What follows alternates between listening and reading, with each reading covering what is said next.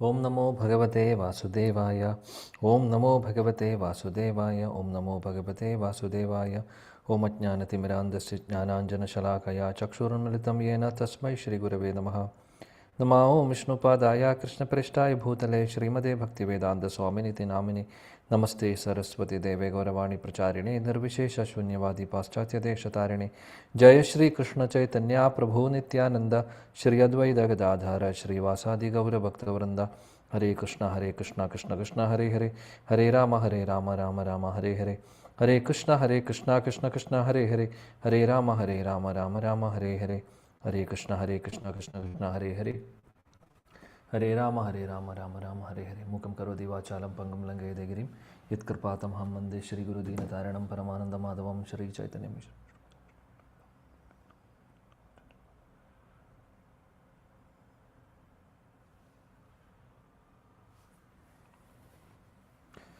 Hare Krishna dear devotees, welcome for our study of Sri Bhagavad Gita. So last class, yesterday we did till verse number 30 of second chapter of Bhagavad Gita. So we have concluded, Krishna has concluded the signs of the soul. So from verse number 11 onwards, from 11 to 30, Krishna is speaking about the signs of the soul, the characteristics of the soul, the qualities of the soul. All this we have discussed. Okay. So now he is giving another perspective. He is now going to speak about Sakama Karma. Sakama Karma, now from verse number 31 onwards up to 37. These 8 verses he is speaking about Sakama Karma. I will just explain what it is. And after that he speaks about Nishkama Karma. So what are these two things? Sakama Karma means performing the duty, performing the prescribed duty. Prescribed duty means duties which are being prescribed in the Shastra. Prescribed means what? What is the meaning of prescription? Prescription means somebody who authorized person is giving a prescription. For example, we say doctor's prescription, right? So doctor is authorized to give medicine, the treatment plan or whatever, prescription. Similarly, prescribed duty means the duties as per the Varnashrama Dharma, means the duties as per the scriptures. For example, Brahmana has certain duties, Kshatriya has certain duties, Vaishyas they have certain duties, prescribed duty, and similarly for Shudra. So these are called as prescribed duty. According to the Varna, according to the Ashrama, what are the duties to be performed as per the scriptures is called prescribed duty. So Sakama Karma means performing prescribed duty, expecting some result of it, which gives some some kind of sense gratification or material enjoyment. So such karmas are called as Sakama Karma. Kama, what is the meaning of Kama? Kama means desire. Sakama means having, Sakama Karma means doing a karma. Karma is performing the duty, doing a karma with some expectation of the result, which is called as Sakama. Okay. So Krishna speaks about Sakama Karma from 31 to 37. What is Sakama Karma? And from 38 onwards, he is going to speak about Nishkama Karma. Nishkama Karma is something like performing the duties, prescribed duty, but without expecting any result of it. That is called as Nishkama Karma. That will be discussed in the 38 onwards. So Sakama Karma, it's not something which the devotees follow, because devotees perform their duties not expecting the result. So Krishna speaks about Sakama Karma for a general populace, in the sense, because there are people who follows this Sakama Karma. And then he after speaking about Sakama Karma, he speaks about, actually for you Arjuna, you have to do Nishkama Karma, not Sakama Karma. So like that he just switches to the next level. So basically he's taking us from level 0 to level 1, level 3, like that. Basically that is that's how Krishna is explaining. So that is the gist of this section. So basically we have seen, you remember in the first chapter, Arjuna Arjuna mentioned, you remember in the 31st to 35 verses, 6 verses in the first chapter, Arjuna is telling that even if I become victorious in this battle, there is no enjoyment for me. Right? We have remember that. He is saying, what kind of enjoyment is there? Because there is nobody to, participate in that enjoyment. Everybody is being killed, and what kind of enjoyment I am going to get? He was telling that. So Krishna, now he only raised that question in the first chapter. Krishna did not speak. Krishna did not give an answer during that time. Now Krishna is going to give something related to that. Now Krishna is going to say that Arjuna, if you perform dharma of fighting, there will be enjoyment both in the victory or in the loss. Why? The reason is that anybody who is whether winning or losing, whether even dying in the battlefield, not a normal battlefield, in a dharma yuddha, in a religious war, like what is happening in Kurukshetra. In such dharma yuddha, even if one is losing the life, he will be getting prosperous heavenly kingdom, or he will be eligible to go to heavenly planets for enjoyment.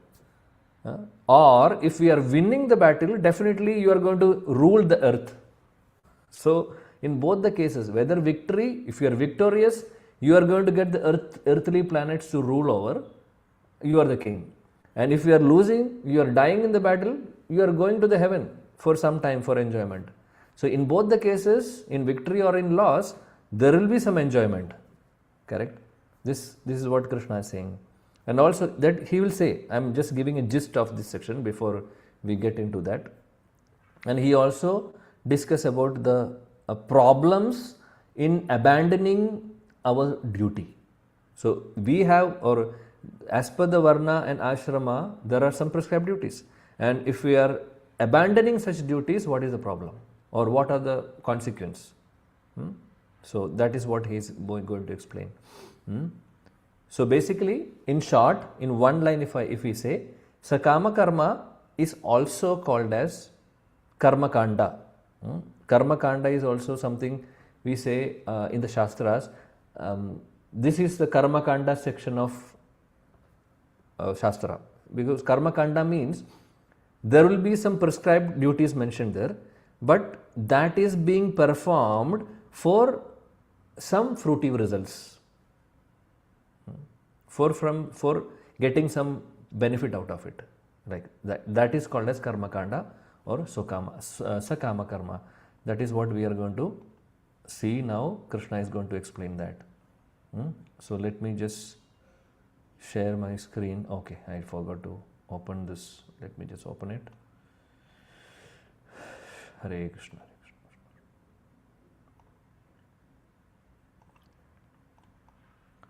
Unit 1, Chapter 2.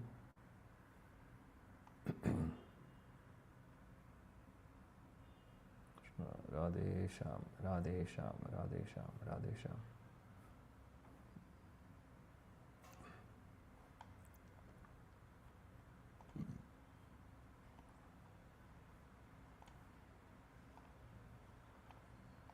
Yes, here it is.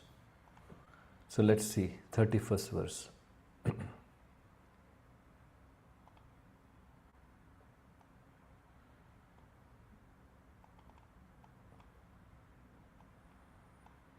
Okay. 31, verse number 31.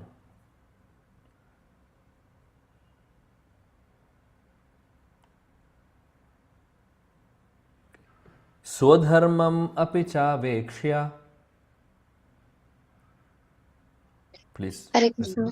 Swadharmam abhichakeshya Na vikampitum arhasi. na vikampitum arhasi Dharmyadhi yudashreyo nyat. dharmadi yuda shreyonyat Kshatriyasya na vidyate. kshatriyasya na vidyate. Translation: considering your specific duty as Kshatriya, you should know that there is no better engagement for you than fighting on religious principles, and so there is no need for hesitation. Hare Krishna. Yeah. So here Krishna is speaking, Swadharmam api chakvekshya na vikampitum arhasi. So Krishna is saying about Swadharma. So here the Swadharma means the duty as a Kshatriya for Arjuna. Now he is speaking to Arjuna, right? Arjuna is a Kshatriya. For him, the Swadharma is his specific duty as a Kshatriya. So Krishna is saying, telling Arjuna that considering your specific duty as Kshatriya, what is your duty as a Kshatriya? There is no better engagement for you than fighting, because fighting for the religious cause to establish, to maintain, to re-establish or establish the dharma is part of a duty for a Kshatriya. So it's your Swadharma. So Krishna is saying there is no need of hesitation or fear. You are performing your duty only as per the scriptures. Because you are a Kshatriya, you have to perform such fighting also. So no need of hesitation, Krishna is saying here. Prabhupada mentions in the purport, few points from the purport. He says, Kshat means hurt. One who gives protection from harm is called Kshatriya. So Traya means, Trayate means to give protection. Kshat means hurt. So one who is giving protection is called a Kshatriya. So basically, even from the word Kshatriya itself, it is very clear that the duty of that particular Varna is being mentioned there. Because Kshatriya, they are supposed to give protection for the citizens or protection to the subjects. Because they are the ruling party, they are the administrators, so they have to take care of the subjects or citizens. So that's the meaning of Kshatriya. Now he says, Prabhupada says, in the battlefield, a Kshatriya, a king or a Kshatriya, while fighting another king envious of him, is eligible for achieving the heavenly planets after death. See, we already discussed that. In the battlefield, in a religious battlefield, even we are losing, or whatever, doesn't matter whether we are winning or losing, they will get some progression to the heavenly planets. They are eligible to achieve the heavenly planets after death. So as the Brahmanas also attain the heavenly planet by sacrificing animals in the sacrificial fire. So two Varnas are mentioned here, Kshatriyas and Brahmanas. Kshatriyas, for them, if they perform in a religious war like this, and if they are dying, after that, they will get heavenly planets. Heavenly planets means Swargaloka kind of planets, wherein there is more material enjoyment. By the way, please don't think that Swarga is spiritual world. No, heavenly planets are part of this material world. Heavenly planets are not out of this material world. Heavenly planets are those planets wherein all the devatas, all the demigods are there. There, the difference between earthly planets and heavenly planets is that there the duration of life is more. First thing, duration of life is more. And there is no fear of diseases like what we are facing. We are going through many diseases, from small headache to big cancer or whatever, That is only we see in the earthly planets. So in the heavenly planet, it's not like, they are getting headache and fever and sneezing, coughing, nothing like that. No disease. It's all, they are all, because, and no diseases, apparently no diseases. And secondly, there is nothing like, they are getting heart attack and dying. Not like that. There is no process in heavenly planet. Heavenly planets, after the duration, everybody has some tenure in that body. For example, if somebody is going to heavenly planets, they have some tenure for that, for their, so till that tenure, they will have that enjoyment. And there, all the senses will be functioning, everything will be active. So this kind of, whatever we are facing in the earthly planets, we will not be facing there. So it's a different thing. But please understand, it is only part of material world. It's not out of the material world. There also, there is a beginning and end. Means, somebody may go to heavenly planets for some sense enjoyment, material enjoyment. We can profusely enjoy. So much enjoyment opportunities are there in heavenly planets. But all these enjoyments are material enjoyments. So there is a high chance of forgetting Krishna in the heavenly planets, because the more we are into sense gratification, the more we are indulging or trying to enjoy our senses, the more we will be forgetting Krishna. So devotees never ever aspire to go to heavenly planets. Devotees don't like to go. Devotees say either in the earthly planet or in the spiritual world. Why in earthly planet? Earthly planet problem. The thing is that problems are there. Here problems and happiness are coming like seasons, like winter and summer changes. So there is a reminder for us always that yes, this is not the place. We have to go to the spiritual world. Our actual home is spiritual world. So some reminders we are getting often in this earthly planets, but in the heavenly planets no reminder at all. Always we are enjoying sense enjoyment. So it's a danger actually. So because of that, even some devatas, they pray to Krishna saying that we don't want to be in this devata position. We want to come and take birth as a normal human being, or sorry, not normal human being, a devotee in the earthly planet, so that with that life we can go back to spiritual world. So they also desire sometimes, So earthly planets are good to get out of this material world. The best platform actually. So Swarga planets are basically, even one more point I would like to add is that the karma, the cycle of karma means what? If we do some action, there is a reaction, correct? That is called, so karma has different meaning. One is the activity is also called as karma. The activity we perform is called as karma in some context. In other contexts, karma means the reaction to the activity is also called as karma. So according to the context, the meaning of karma changes. So now I am telling about the reaction. Okay. What I am saying is that this earthly planets are called as, or in fact technically speaking it is called Bharatavarsha. It has been mentioned in the Bhagavatam. So Bharatavarsha, in the Bharatavarsha, it's a big tract of land, and this earth which we are in now is only a small fragmental portion of this Bharatavarsha, by the way. So we will come to Bhagavatam later on. It's a beautiful explanation of Vedic cosmology, dear devotees. We will be amazed to see that. We will speak about when we come to Bhagavatam later, not now. Anyway, so my point is that this Bharatavarsha, or just imagine this Bhumi, this earth. Earth is part of Bharatavarsha, as I mentioned.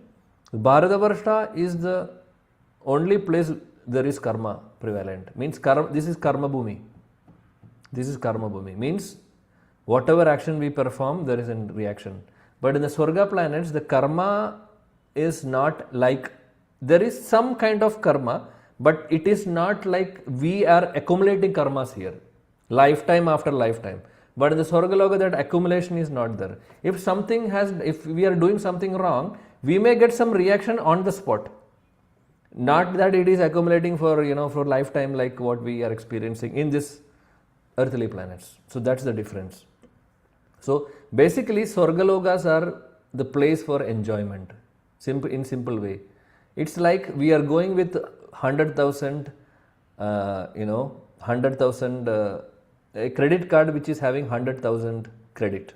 It's like we are going with that 100,000 credit card to the heavenly planets to enjoy. So after we finish that 100,000, what will happen?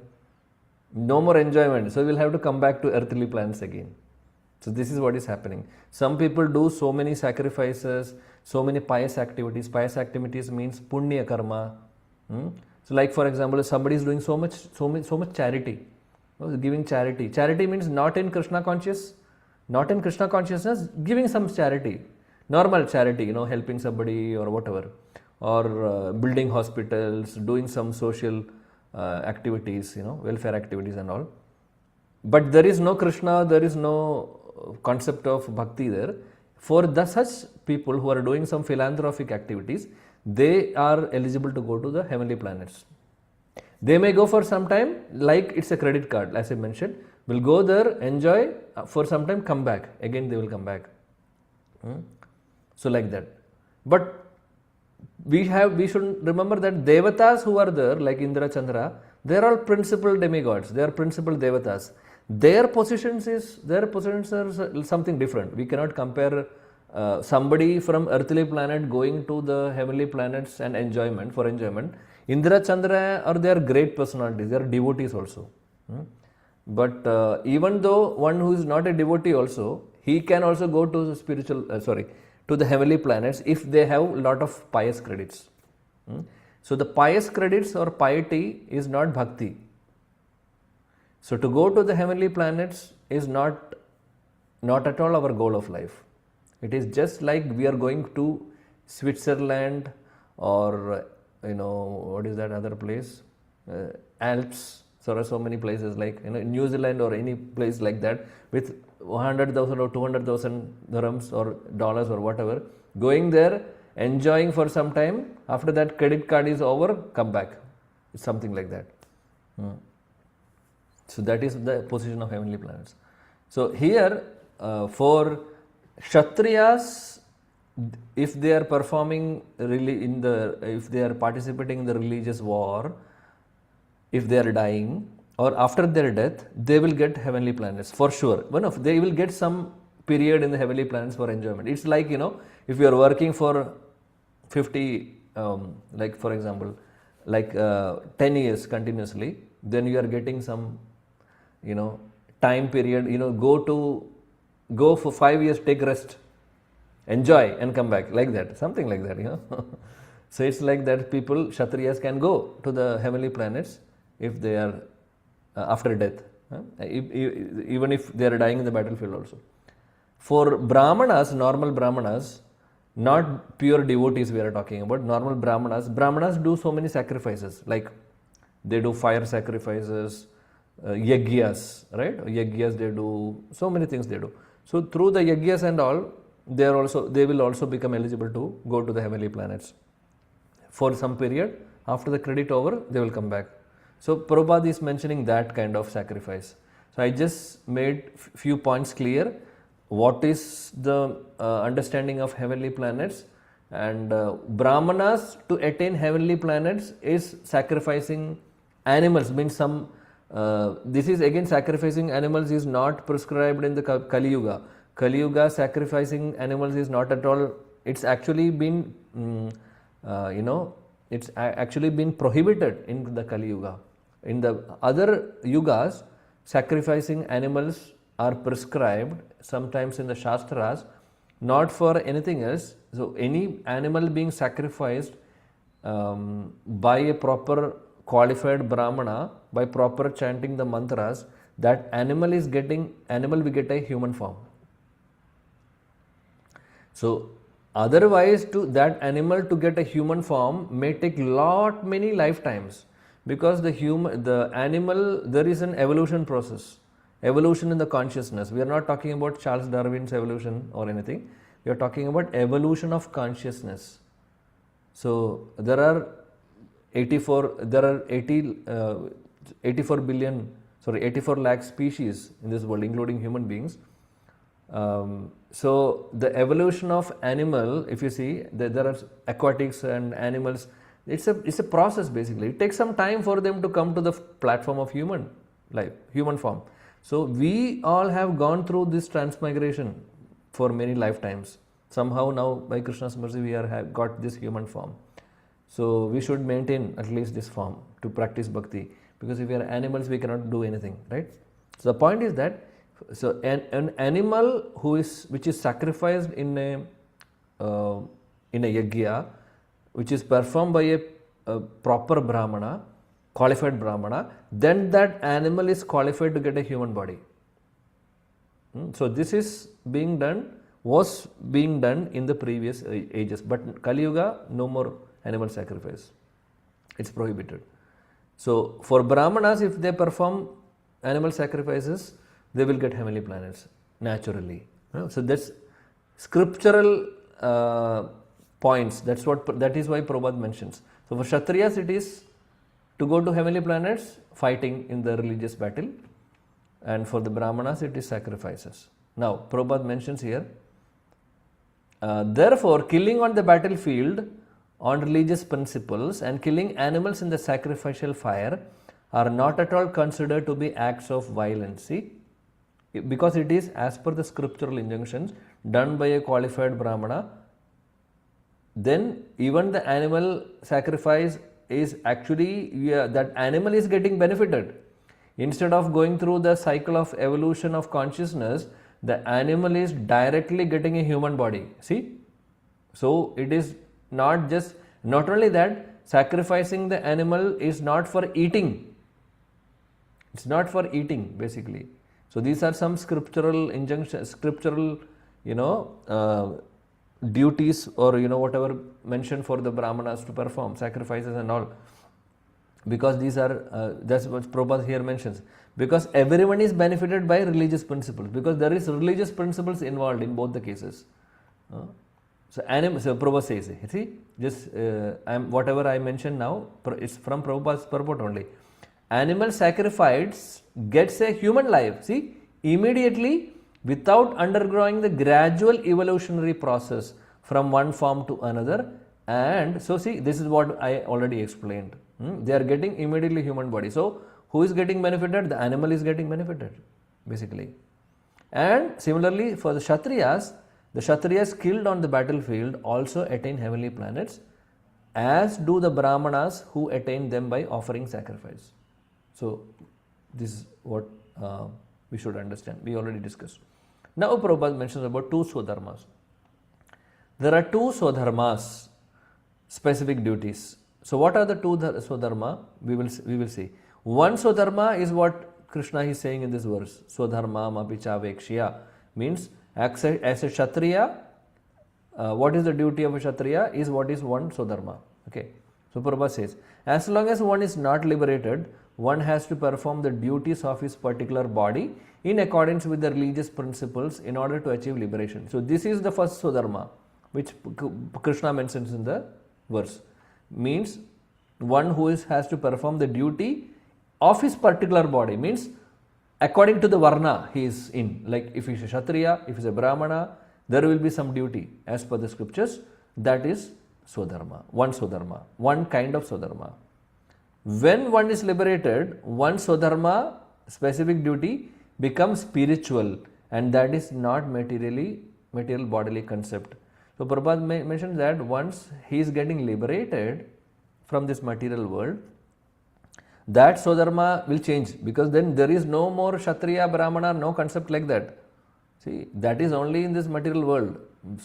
See, why these Varnas and Ashramas are there, by Krishna has given this, is only to practice Krishna consciousness, or to practice or to follow Vedic injunctions and gradually elevate in the spiritual life. That is the purpose of these Varnas and Ashramas. So, by performing proper Varnashrama duties, one is getting liberated or getting mukti, or means one who becomes eligible to get out of this material world.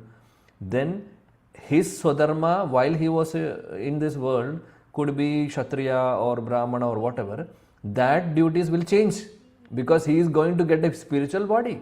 So once one who is getting a spiritual body, what kind of Swadharma of this material world is applicable? Nothing is applicable. And his duty, because he is going to have a spiritual body, then the dharma changes. Means then we are going to serve Krishna directly. So that is one thing. So this is the gradual progression of the Swadharma. So the reason why Kshatriya has some duties given in the scriptures is that gradually it should lead to liberation. By performing the Varnashrama duties nicely, it should lead to progress in Krishna consciousness. It should otherwise this Varnashrama dharma doesn't have any meaning at all. It is the purpose of Varna and Ashrama is two. One is, as long as we are in this material world, to have a proper happy life. In the sense, as per the, if we follow the Vedic injunctions, we will be having a peaceful life here. Same time, second purpose of Varnashrama is that, so not only peaceful life, the same time elevation in Krishna consciousness.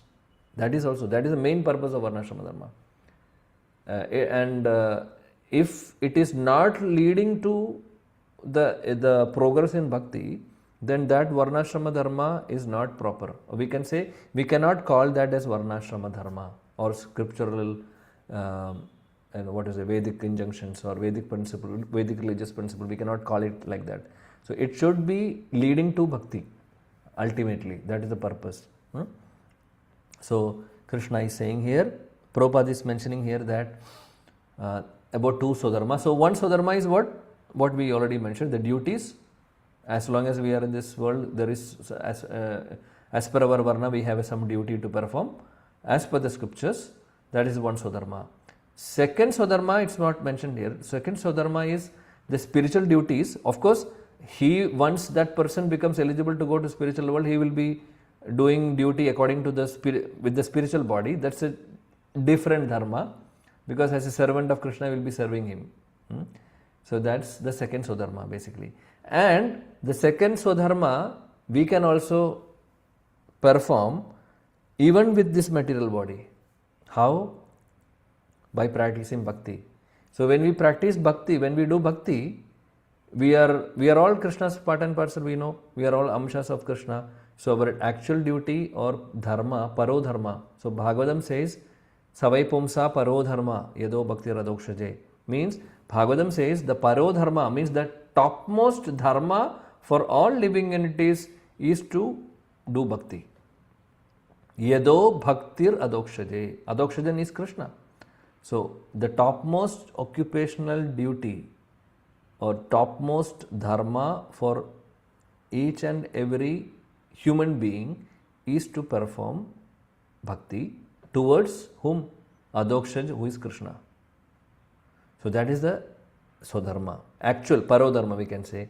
So that is the greatest dharma, and other dharma is what is our duty according to the varna or ashrama. So like that we can understand. Okay. I hope it is clear. Now let's go ahead with few more verses in Sakama Karma. Yadrchaya chopapannam. Yes. Hare Krishna. Yadrichaya chobapannam Swargadwaram apavritam surgadwaram apavrutam Sukhina kshatriya partha sukhina kshatriya partha labhante yuddham idrisham. labhante yuddhamidrisham. Hare Krishna. Translation: O Partha, happy are the Kshatriyas to whom such fighting opportunities come unsought, opening for them the doors of the heavenly planets. Hare Krishna. Yeah. So here Krishna is saying, Partha, Arjuna, Kshatriyas, for Kshatriyas who are fighting in the religious, participating in the religious fighting or war, in fact, the doors of heavenly planets are opening automatically for them. So destination is being mentioned. For a normal Kshatriya, we are not talking about a devotee or whatever, a normal Kshatriya, he will, for him the doors of heavens are open if he is participating in the religious duties, which includes the fighting also for religious principles. Yeah. So that is what. But please remember one more thing. The immortality, we were speaking about immortality of the soul. We have seen, Krishna has spoken elaborately, right, up to 30th verse. Immortality of the soul. Soul is cannot be killed and cannot be destroyed, all these things. That does not recommend unnecessary violence. Please remember this. So Krishna is not at all promoting violence. He is actually teaching Arjuna principles basically. So with this conclusion, understanding of the soul, we are saying that okay, anyway, even if we kill somebody or if we harm somebody, it's only the body is getting affected, not the soul. Then we can do violence, no problem. So that is not the takeaway from Bhagavad Gita, please. So unnecessary violence is not recommended. Immortality of soul does not recommend unnecessary violence. But here Krishna is teaching Arjuna. As a Kshatriya, Arjuna is bound, or in his duty is to fight for the noble cause. Not for anything else. For eliminating the inimical, adharmic kings is actually required. And this is approved by Supreme Lord. This kind of religious so-called violence we say, it's not at all a violence, but even if we say violence, but that is based on religious principles, which is approved by the Supreme Lord, then no problem. So killing or being killed in a religious battle definitely will not lead to heaven. Will not lead to hell, but maybe to heaven. So no problem. So basically, this is as per the Krishna's instruction, and this is a religious war. So no need to think much about it. So it's not a violence like we already discussed last classes also, that now whatever is happening in the current world, fighting between two countries and all this, that is not a religious war. This is not based on the religious principle, by the way. It is completely based on selfishness and ego problem. We don't have to say that, it's ego problem. But this Kshatriya, this Kurukshetra Yuddha is not like that. It is completely based on the religious principles as per the Shastras. And not only that, it's been ordained by Krishna also, because to eliminate the miscreants and establish dharma. Right. Now, let's go ahead. One more verse. Ata chit tvam imam dharmyam. Hare Krishna Prabhu. Ada chetamimam dharmyam Sangramam na karishyasi. Sankramam na karishyasi Tata swadharmam kirtim cha. Tada swadharmam kirtim cha Hitva papam avapsyasi. Hitva papam avapsyasi. Translation: If, however, you don't perform your religious duty of fighting, then you will certainly incur sins of neglecting your duties and thus lose your reputation as a fighter. Hare Krishna. So in the previous verse, Krishna said, if you are participating in the religious yuddha, the doors for heavenly planets are open for Kshatriyas. But if you do not, being a Kshatriya, if you do not perform your duty of fighting, then you will incur sin. Why incurring sin? Why? Because that's neglecting his duties as a Kshatriya, which is not as per scriptures. As per scriptures, we have to follow whatever is being mentioned, right? So he is not doing his duty means he will be incurring sin. That's what Krishna is saying. And that will lose your reputation as a fighter, because Arjuna is very famous personality. All over the world, he is very famous. Not only in the world, he is famous in the universe. He is a universal celebrity. So if a person like Arjuna is neglecting his duty, then it will be, he will be losing his reputation. That Krishna is telling him. Let's see one more verse. Akirtim chapi bhutani. Somebody, please. Akirtim chapi bhutani Kadayishyanti te vyayam. Kadayashyanti devyayam Sambhavitasya cha kirtir. Sambhavastya cha kirtir Maranad atirichyate. Maranat atirichyate. Translation: People will always speak of your infamy, and for a respectable person, dishonor is worse than death. Hare Krishna. Yeah. So now Krishna is telling that this is connected to the previous verse. He's saying people will speak about your infamy. You are a respectable person actually, but this will be an infamy for you, and dishonor is worse than death. Yeah, Krishna is saying that. Let's see couple of verses. We will finish this section actually. I think 37 is the last section. Last verse of this section. We will finish this today. Bhayadranad uparatam Bhayadranaad uparatam mamsyante tva maharata mamsyante twam maharatha yesham cha tvam bahumato yesham cha tvam bahumato bhutva yasyasi laghavam. bhutva yasyasi laghavam. Translation: The great generals who have highly esteemed your name and fame will think that you have left the battlefield out of fear only, and thus they will consider you insignificant. Hare Krishna. So yeah, so he is saying, Krishna is telling that people will criticize you. In the previous verse he said 133 he mentioned about Papa, also he mentioned about Akirti, infamy also 33 and 34. Now Krishna is saying that people will criticize you. Great generals who have highly esteemed your name and fame will think that you have left the battlefield out of fear, and it's a criticism. They will start criticizing you. They will consider you to be insignificant. So it's not good. So that's what Krishna is saying. Basically, next verse 36. Avachya vadam bahun.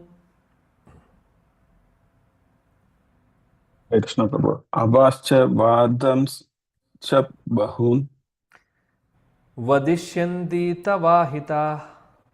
vadishanti tavahita Nindantastava samartyam. nindastava samarhatam Tato dukkataram nukim. tato dukkataram nukim. Your enemy translation. Your enemies will describe you in many unkind words and circumvent your ability. What could be more painful for you? Thank you. So he's saying that your enemies will criticize you. Samartyam. Krishna is saying here, Tava Samartyam, your Samartyam. Samartyam means your ability will be questioned. People will criticize your ability.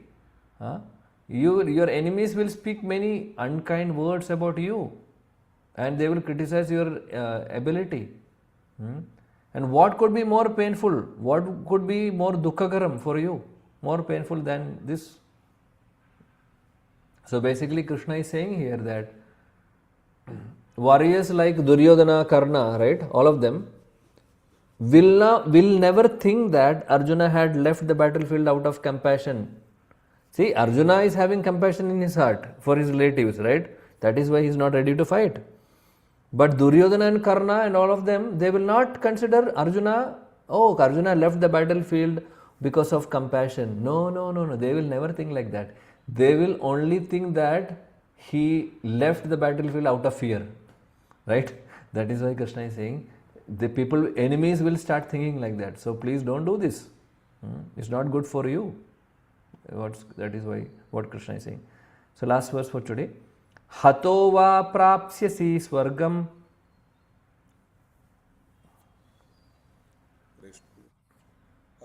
Hato va prapyasi sarvagam.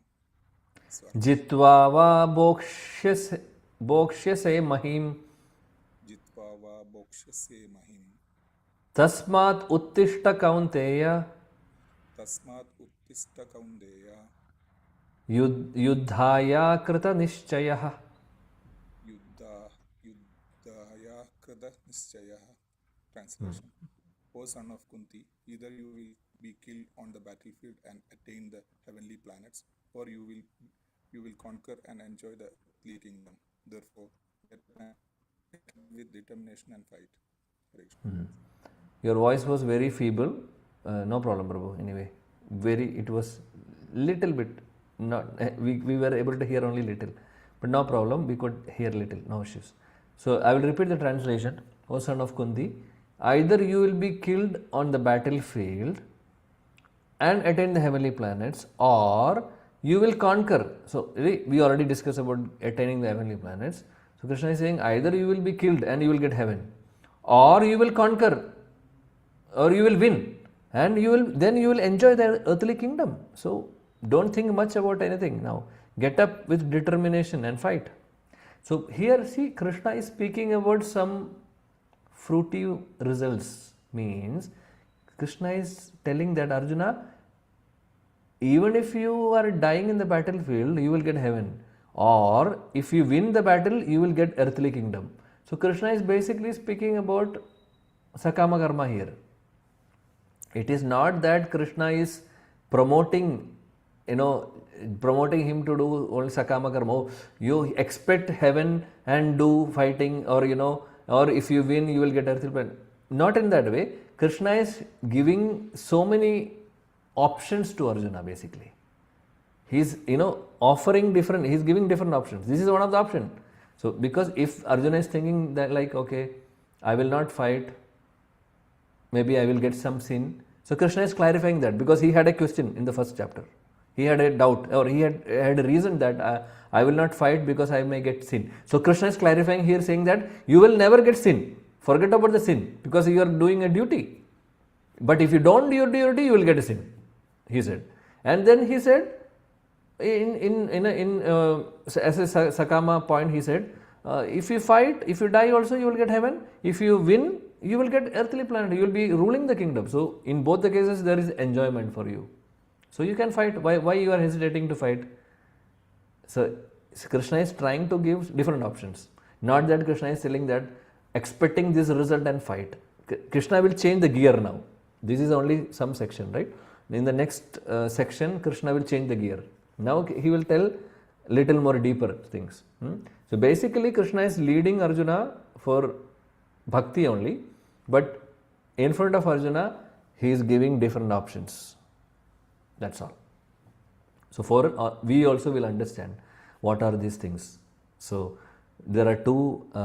Krishna is, first of all, Arjuna is just an instrument.